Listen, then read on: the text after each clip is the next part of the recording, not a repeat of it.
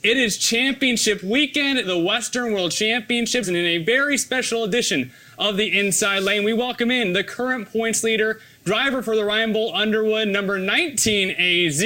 It's CJ Leary, and also we got co-owner Andy Reinbold in the house as well, guys. And we all know Mr. Reinbold here was a very famous race car driver at Manzanita here in Arizona. CJ, does he give you any advice when you get into the car or anything like that? I don't think Andy's gave us much advice this year as driving style. He might have been more of an owner aspect, or going into like I don't know, more of a father figure than anything. Andy's been a great owner. Can't say enough about Andy and his family. When we come out here, he lets us stay at his house and whatnot. But just been a really good season. You know, the first year with a new team, you just don't really know what you're going to get into. The first time I met Andy was last year at Oval Nationals in the bathroom. So we just all put together really fast there at the end of the season. Actually, he called me when I was sitting on the beach waiting for turkey night in Ventura. So, and then within a month or two, we kind of had figured out that we wanted to do a full season together, and here we are. So I guess it made for a pretty good first meeting anniversary when you bring home this guy right here. Coming off a Saturday night, a win at the Oval Nationals at Arizona Speedway. There's many guys who have been trying to get that trophy about as long as you've been alive. And then you go out and win this trophy, not just a big win at Arizona Speedway, but to come basically the semifinal race weekend of the year. How important is that win this past weekend to going into this weekend to Arizona Speedway? Well, you know, we came out of the gate swinging. We won the third night in Florida, the Bubba race down there, but to get an Oval National win's huge. Andy's probably been trying for quite a while. I won the 360 Oval Nationals in 14, which actually was my first appearance at Paris. And like I said, this race is it's tough, and to be able to do it after we ran second like 12 times this year is tough. I think it just shows how competitive the sprint car racing is now. Me and Tyler, we've been up front every race, and I think we both have like 26 top 10s, and said, it's a tough deal. So to be able to come into the last weekend here with a 44-point lead is definitely a momentum builder and confidence for sure. And you mentioned your guys' first win. That came back in February. It's been I don't want to say a drought, because as you've mentioned, over 20 top 10s over the course of this season. But as an owner, it's probably a little exciting to be able to celebrate after all that time. Absolutely. He's had very good runs. The team's been very successful. A lot of second places, which, you know, you'll take, but at the same time, we're here to win. Feel like Gas City, we had a W there, and we actually debated that with Spridge last night a little bit about the timing and scoring evolving into 2020. But it is what it is. And CJ drove a heck of a race over there at the Oval Nationals and had a great year so far. Been very blessed so far. And so far, USAC, it's supposed to be a 43-race schedule in 2019. Yep. We've had like 9 rainouts. So 32 races in total so far. We've already mentioned your 2 wins. Tyler Courtney's picked up 7. So you being the points leader, what does only having 2 wins say about how good this team has ran all year long? Well, I think that like our point lead's done through our consistency. You know, we won the dirt games down in Florida. We won the Eastern Storm in Pennsylvania through points. We haven't really won a whole lot of races, but we've been right there. We've set 10 quick times, which is 60 points. Yep. That it's a whole race that no one else has got to run. We won Indiana Sprint Week all through consistency. We've been up front every night. Was during that week is like the toughest week in motorsports for us. So, and then we came out, we won Oval Nationals. So the only thing left that we didn't really get a win this year was SmackDown, which we ran 3rd. But going into Western World, I just hope we can finish the season off strong like we've been all year. Now, CJ, you're a 23-year-old hotshot from Greenfield, Indiana. The fun story here, though, that we like to get at Sports 360 AZ is that this is a first-year Arizona team. First of all, teams don't come from Arizona for any sort of national racing, number 1. Nope. Number 2, first-year teams aren't supposed to do good. Nope. So as an owner, Andy, how the heck did this come together to have a successful first-year program? You know, honestly, we've been kind of messing around back there in the Midwest for the last couple of years and getting our feet wet. You know, me and Todd and Mike and my wife and daughter and son. It's like a family deal. We grabbed some drivers like Brady Short and Hunter Schoenberg, Logan Seavey, Jason McDougal, hopefully I'm not leaving anybody out, and gone out there and just kind of played, right? And hit up that midget week and kind of saw what that's like, because you can make the shows. And we went out there for a sprint week with RJ Johnson from Arizona, and we realized how difficult this is. So in order to go out and do it and be the best, get at the top of the game, which is what we want, we went out and we hired what we thought was the best driver and the best crew chief with Davy Jones, and it's worked out. It's worked out very well so far. It's been pretty impressive. And we talk about Davy Jones, probably one of the most integral parts of this team. CJ, you've known Davy for a little bit. How important has he been to the success of this team at the racetrack week in and week out? It's been huge. This is my second year working with Davey, and bringing Davey on board, I think Andy was a little skeptical about it at the beginning, but I think we've all became really good friends and almost like family now. So this is Davey's 6th Oval National win with multiple different drivers. So he actually helped build Arizona Speedway, him and his dad back in the day. So having Davey on board is a lot of knowledge, and he builds some really nice race cars. We just finished up a midget for Andy's son, Hayden. Yep. Looking forward to seeing him rip that thing around. Me and Davey put a lot of time and work into it. So just having Davey on board is just it just makes us whole, I should say. He definitely has good ideas, and like I said, we have a lot of fun on and off the racetrack. He's at Top Golf, or he's just having a good time last night at Andy's house. So it's I don't know, it's just a lot of fun going racing with these guys. And after the win Saturday night, Davey had some very nice things to say about you, Andy. Yes, he did. Very nice. Very complimentary. What has it been like to have him wrenching this car and just being so successful, and then having him come out on the mic? He made sure that he had that podium spot there and kind of said some nice words about you. Absolutely. It's like, I think CJ summed it up there. It's like a family. It's funny. Friday night we kind of had a little internal blowout, and then the ability to come back and rebound from that and win that race, and everybody was just like, well, that was stupid. Let's get over and let's go win a race. And we did that, and that was amazing. That really comes down to determination. And Davey's got that. He knows what he's doing at that racetrack. It's his backyard.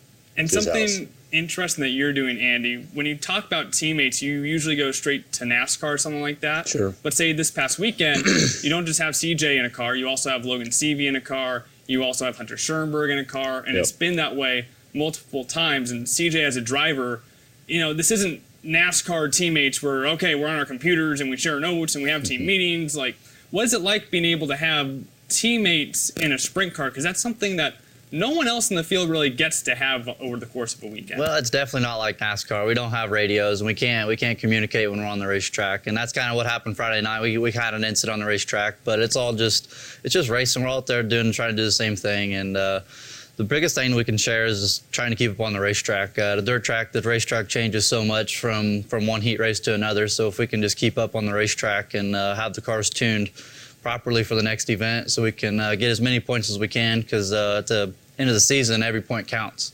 So just being able to kind of bounce off ideas off each other is the biggest thing.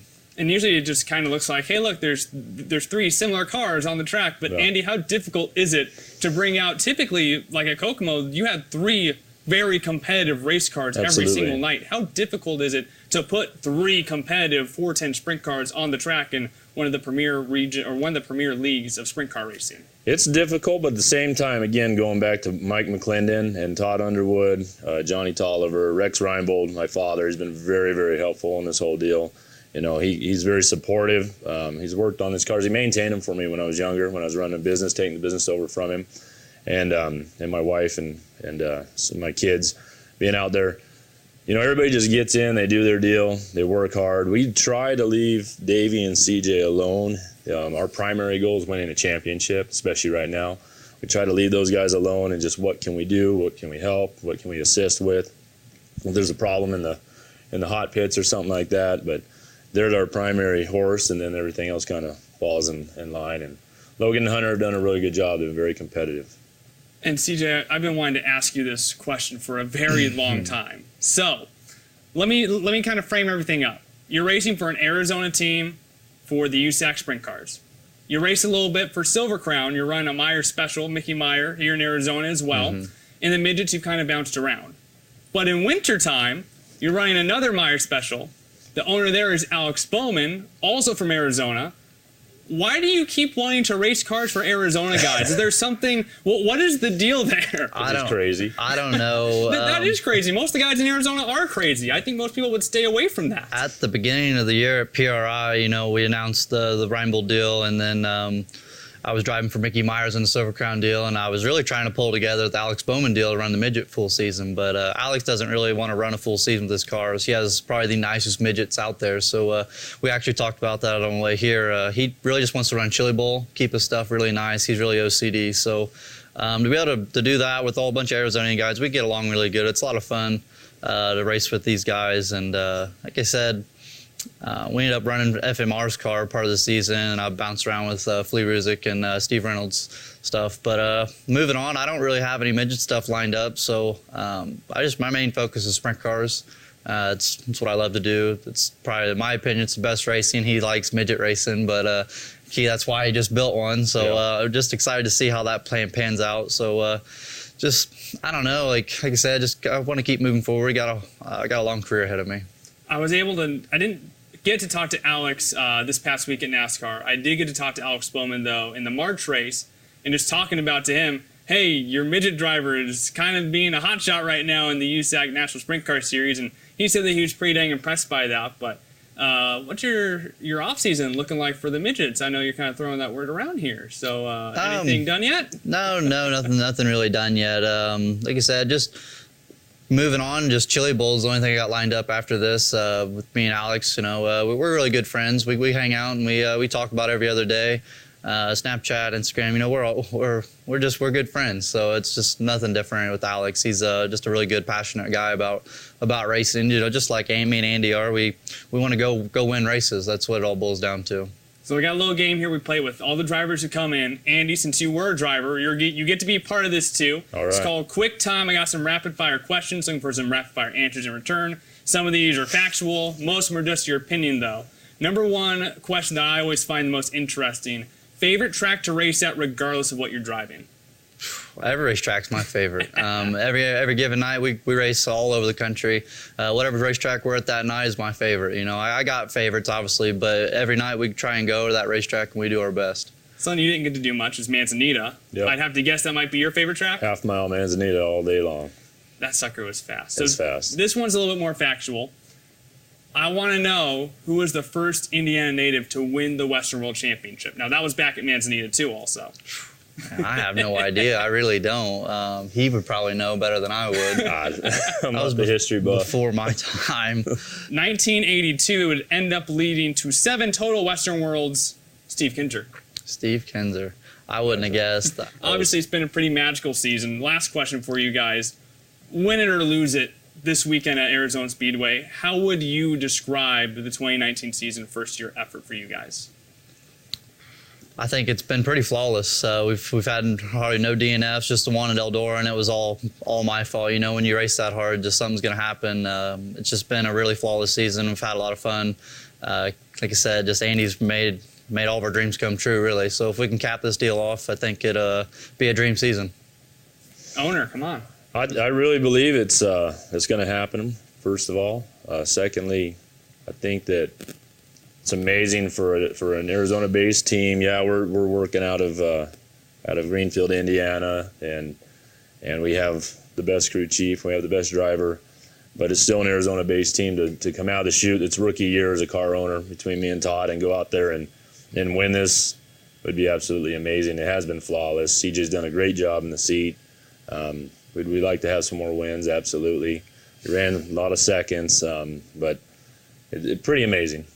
We probably look back at this. Me and my wife said it's 2019. It's the year of the 19. So Year of the 19. How many cars are you gonna have out this weekend? Speaking of 19s, we will have 3. We'll have Logan Seavey and one of them. I don't even know the numbers on them at this point. There's so many 19s all of a sudden this year, right? When I ran at Manzanita, nobody wanted to be the 19.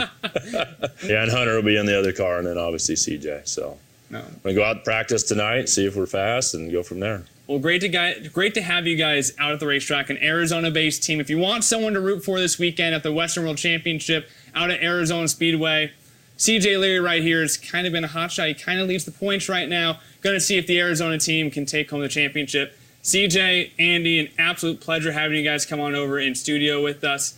This was a special edition of the Inside Lane. Be sure to keep it to sports360az.com for all your racing action.